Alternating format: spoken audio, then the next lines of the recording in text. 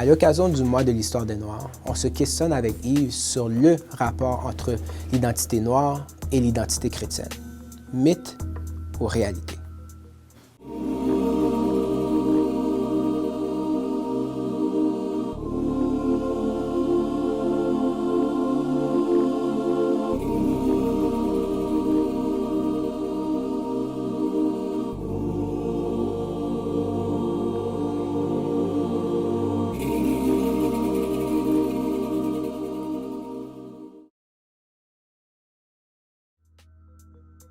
Première question. Tout ce qui est en lien avec le vaudou est à mettre de côté pour un chrétien. Mythe ou réalité? Très belle question. Réalité. En fait, moi, ce que je crois, c'est que ces jours-ci, on a un certain mouvement où certains chrétiens veulent retourner au vaudou parce que le vaudou lui-même représente une certaine force, une certaine puissance. Et disons, dans l'histoire haïtienne, on a cette révolution haïtienne qui a commencé avec une cérémonie vaudou. Donc, on a sacrifié un cochon noir et à partir de cela, le peuple s'est mis ensemble et donc ils étaient forts. Et donc, on se dit, écoute, on peut retourner au vaudou. Et on se dit, mais écoute, la religion chrétienne vient de l'européen, ils sont venus pour perturber notre vaudou. Mais je me dis, c'est pas vrai, parce qu'en fait, bibliquement parlant, dans la Bible, on parle de la reine de Saba qui allait chercher la sagesse de Salomon, qui allait consulter Salomon, parce que la sagesse lui venait de Dieu. Et en même temps, on voit aussi dans la Bible, on parle de l'eunuque éthiopien. Donc, on voit plusieurs exemples dans la Bible de personnes qui étaient judéo-chrétiennes. Et aussi, on voit dans les écrits d'une écrivaine que j'aime beaucoup, qui s'appelle Ellen White, que pendant les premiers siècles et aussi le Moyen-Âge, le christianisme et le sabbat avaient été préservés en Afrique. Donc, ce n'est pas l'Européen qui est venu avec la chrétienté, en fait, vers les esclaves, vers les Noirs, mais en fait, elle a été révélée aux Noirs. Et donc, je ne crois pas à ce retour au vaudou. Tous les Noirs ont des séquelles de l'esclavagisme, qu'on appelle le syndrome du post-traumatique. Mythe ou réalité? Moi, je trouve que c'est une réalité. À cet effet, j'ai le livre Syndrome post-traumatique de l'esclave qui vient de Dr. Joy Degree, je crois. Et le syndrome post-traumatique de l'esclave, s'énonce tel quel.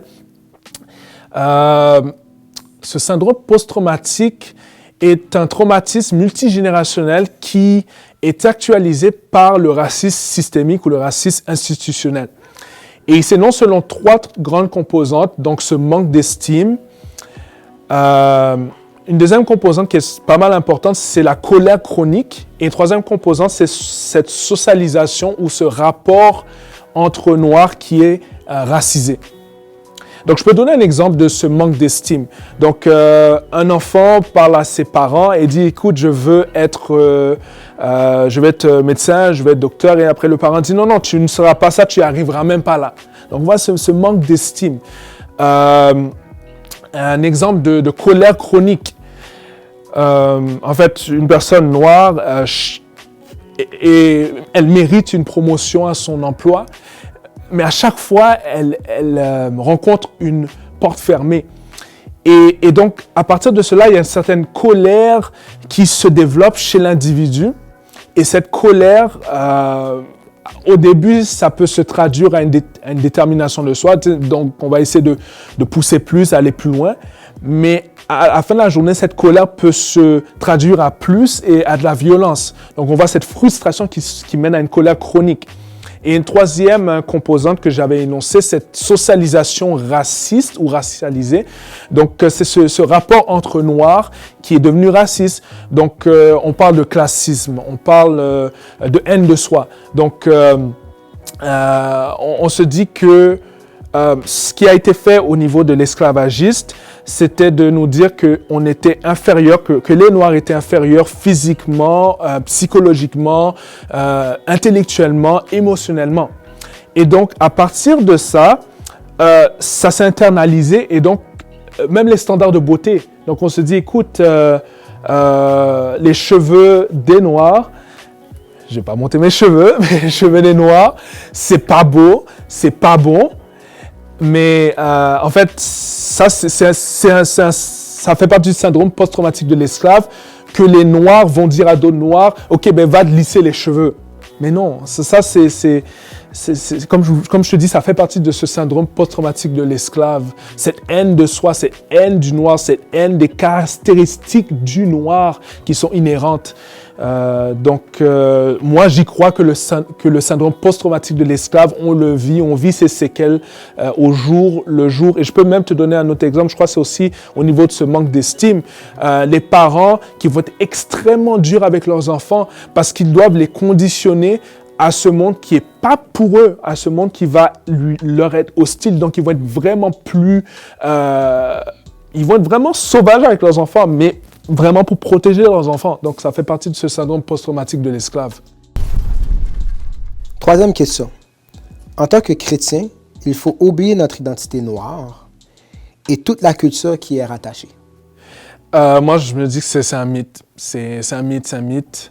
Le chrétien qui est noir peut être complètement chrétien et peut être complètement noir. Moi, j'y crois vraiment. Je peux donner l'exemple de Agar. Agar dans la Bible, je crois que c'est Genèse 16, verset 13, où elle vivait une situation vraiment périlleuse avec Sarah, parce qu'elle était devenue la femme d'Abraham et Sarah était devenue la maîtresse, n'importe quoi.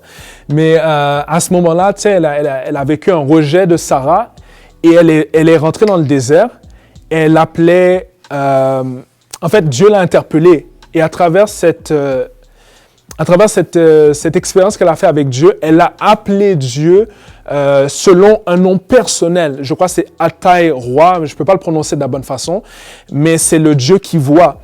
Et donc, on voit qu'à travers l'histoire d'Agar, qu'il y a une certaine valeur quand une personne qui ne fait pas partie du peuple de Dieu, quand quelqu'un qui n'est pas du peuple dominant a une expérience avec Dieu. Et on peut voir aussi avec les expériences d'adoration chez certaines cultures, par exemple chez la culture haïtienne, on voit l'adoration, la façon de prier, la façon d'adorer, probablement en créole, qui est probablement organique, qui est probablement en anglais on dit heartfelt, donc c'est le ressenti, c'est une conversation directe et naturelle avec Dieu.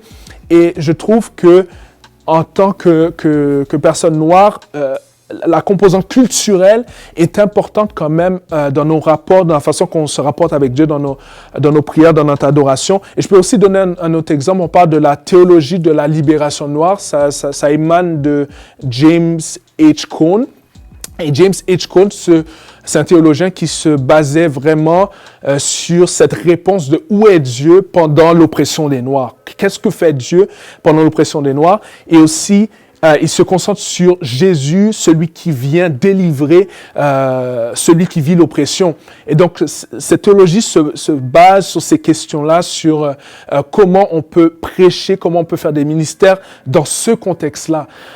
Donc, Jésus qui libère l'oppression. Donc, on identifie, par exemple, le noir à celui qui souffre. Donc, celui qui souffre, par exemple, le paralytique. On identifie le noir à celui qui est opprimé. Et on essaie de trouver dans la Bible, dans les évangiles, des réponses chrétiennes à cette oppression et de l'espoir au-delà de cette oppression. Donc, aussi, je peux donner un autre exemple ou un autre éclaircissement sur James H. Cone, c'est qu'il essaie de